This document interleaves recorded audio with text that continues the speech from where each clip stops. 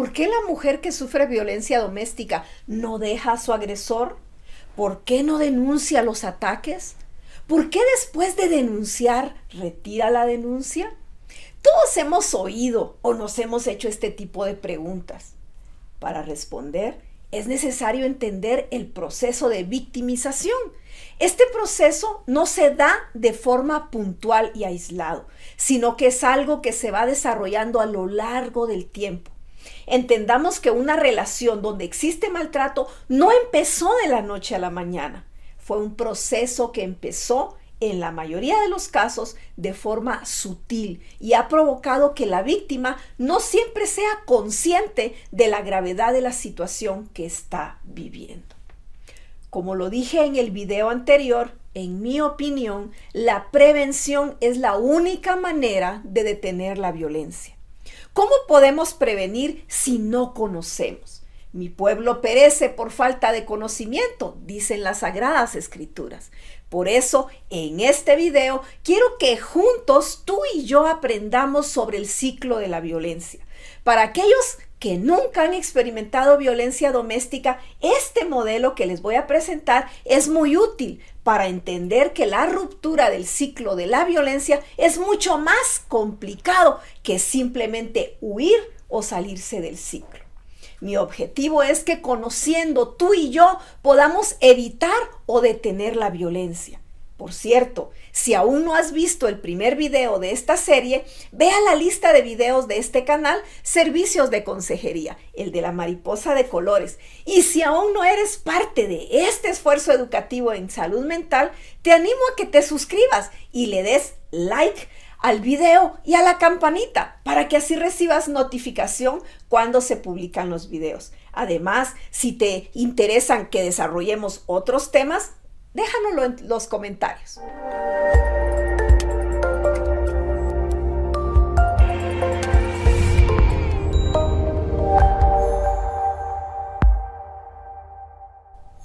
Hola, soy Vionet Ramírez.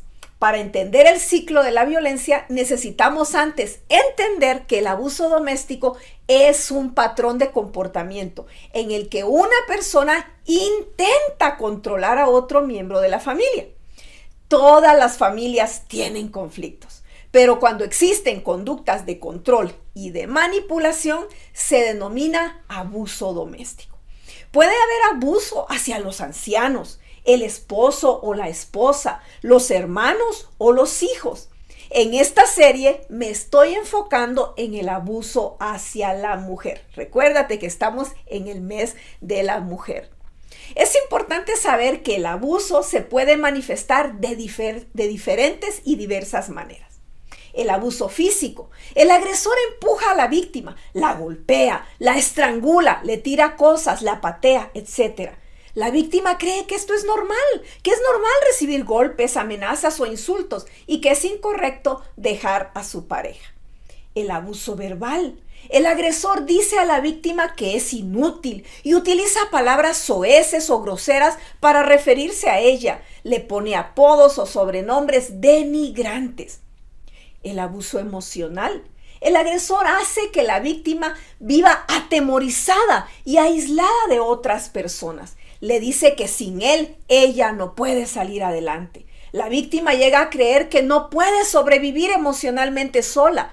El abuso le humilla a tal punto que cree que no merece respeto y tiene miedo de las consecuencias de hacerle frente al abusador. El abuso sexual. El agresor obliga a la víctima a tener relaciones sexuales o realizar ciertas prácticas sexuales contra su voluntad. El abuso económico. El agresor no permite que la víctima tenga dinero, reciba educación, obtenga ayuda médica o que trabaje. Si le permite trabajar, la víctima no puede disponer de su salario. Es así que la víctima depende del abusador para sus ingresos y piensa que no puede sobrevivir económicamente por sí misma. Así que necesita depender del abusador. El abuso espiritual. El agresor malinterpreta la Biblia y la usa para manipular e intimidar a la víctima. Por ejemplo, diciendo que ella lo debe obedecer en todo, porque la Biblia dice que debe someterse a él. La víctima siente vergüenza de decirle a alguien lo que pasa en su casa. Y esto es más frecuente si en su iglesia, parroquia o congregación se da a entender que ninguna persona de fe o madura espiritualmente debe tener este problema. Así que se queda calladita. Habiendo entendido lo que es el abuso doméstico y los diferentes tipos de abuso, entonces enfoquémonos en el ciclo de la violencia. Déjame decirte que el ciclo de la violencia es un modelo desarrollado por la psicóloga estadounidense Leonore Walker para explicar la complejidad y la coexistencia del abuso con comportamientos amorosos. Este modelo ayuda a entender por qué las mujeres soportan maltrato de parte de su pareja durante muchos años. Ella identificó que las víctimas no son agredidas todo el tiempo y tampoco de la misma manera, sino que existen fases para la agresión y que cada fase tiene una diferente duración y se manifiesta de diferentes maneras. Walker ha descrito que el ciclo de la violencia consta de 3 fases que se repiten una y otra vez. Las fases son acumulación de la tensión, agresión o estallido de violencia y la reconciliación o luna de miel. Empecemos con la fase número 1, que es la acumulación de tensión. Esta fase está caracterizada por una acumulación de tensión por parte del agresor, sin motivos relacionados a la pareja o sin ningún motivo en particular. En esta fase se ven conductas de agresión verbal o física hacia la mujer. Al principio suelen ser episodios aislados, en el cual la víctima cree que puede controlar.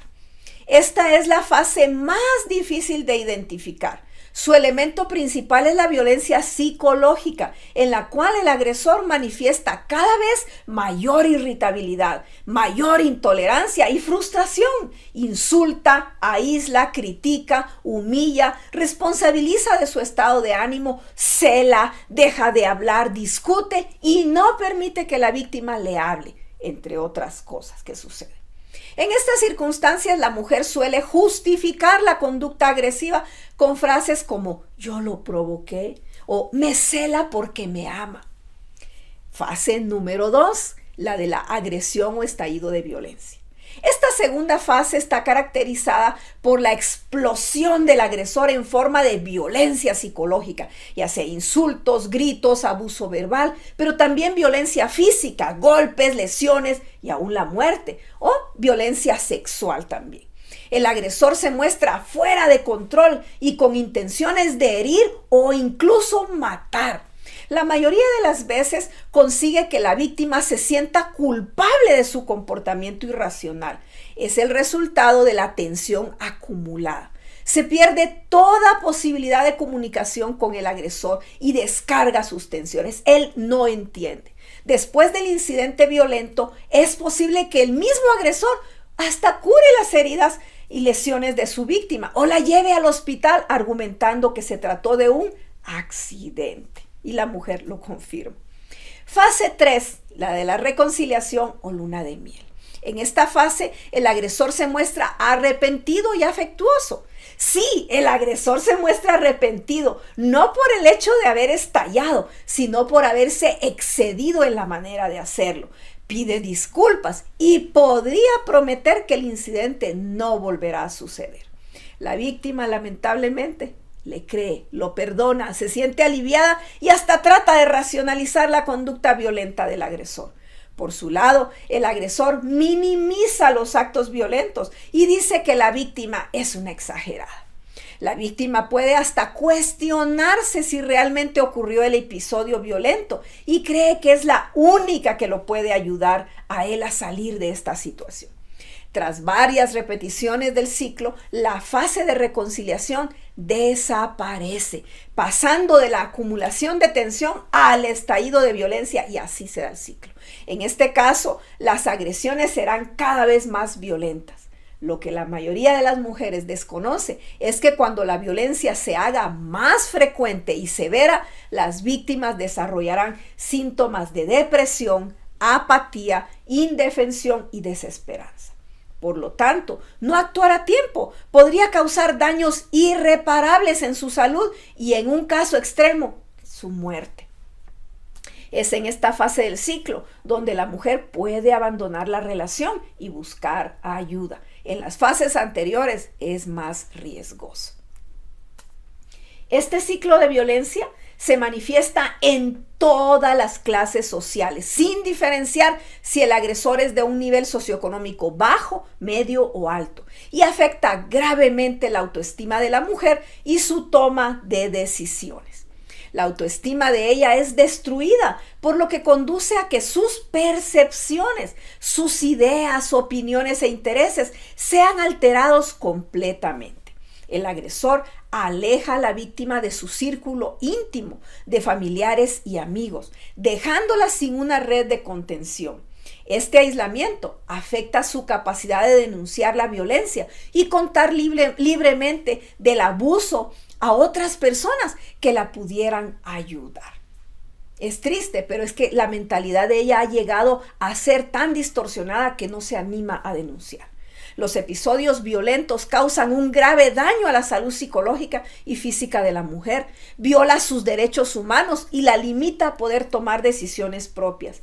El ciclo de violencia, donde la mujer queda atrapada, produce un deterioro sistemático y dificultad para hacer la denuncia, así también como para sostener las medidas de protección requeridas y para tomar la decisión de finalizar la relación.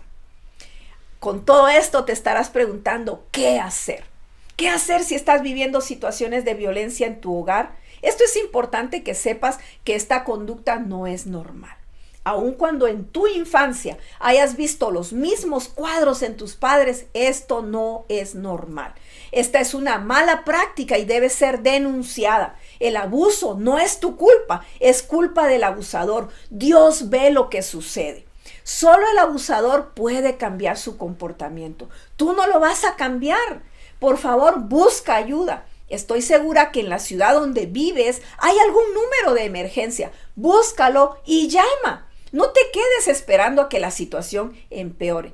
Yo sé que lo amas y quisieras que él cambie. No va a cambiar sin la ayuda de alguien más. Amigo, amiga, si conoces a alguien que está viviendo violencia en su hogar, ayudas mucho. ¿Sabes cómo? No presionando ni juzgando a la víctima. Las víctimas necesitan poder hablar con alguien. Pero esto les puede resultar difícil porque los abusadores con frecuencia aíslan a sus víctimas y no les permiten el contacto con otros. Toma en cuenta esto a la hora de ayudar. No recomiendes, por favor, que asistan juntos a ver a un consejero, porque con frecuencia los abusadores son amables en presencia del consejero y luego descargan su enojo contra la víctima cuando vuelven a casa. Pregunta a las víctimas: ¿por qué te quedas en esta relación? Pregúntaselo. No le presiones para que abandone la relación, pero háblale de los aspectos negativos y positivos de la relación. Ayúdala a reconocer el ciclo de abuso que aprendiste en este video. A veces las ilustraciones son más útiles que la lógica y te quiero dar una ilustración que te puede ayudar. Por ejemplo, explícale lo que hacen los domadores de elefantes. El domador sujeta al elefante con una cadena en la pata y la ata a una estaca en el suelo. El elefante aprende que no puede ir a ningún lado. Luego llega el momento cuando el domador quita la cadena, pero el elefante ya no intentará escapar. ¿Por qué? Porque cree que sigue encadenado. Las víctimas de violencia doméstica pueden llegar a pensar así, que no pueden dejar a sus abusadores cuando en realidad pueden ser libres. Dios no nos ha llamado a esclavitud, sino a libertad. Tú y yo podemos hacer una diferencia en la vida de aquellos que sufren. Como ves, este es un tema muy importante. En los siguientes videos de esta serie estaré hablando sobre temas como las señales de alerta, cómo identificar el perfil de un maltratador, hablaré de las consecuencias de la violencia en niños y mujeres, entre otras cosas. Recuerda que el propósito es que conociendo tú y yo podamos evitar o detener la violencia. No te pierdas esta serie. Te animo a compartir estos videos. Si el contenido es útil para ti, seguramente lo será para alguien que conoces. Recuerda que es necesario cambiar nuestra manera de pensar para cambiar nuestra manera de vivir. Piensa diferente y vivirás diferente. Hasta la próxima.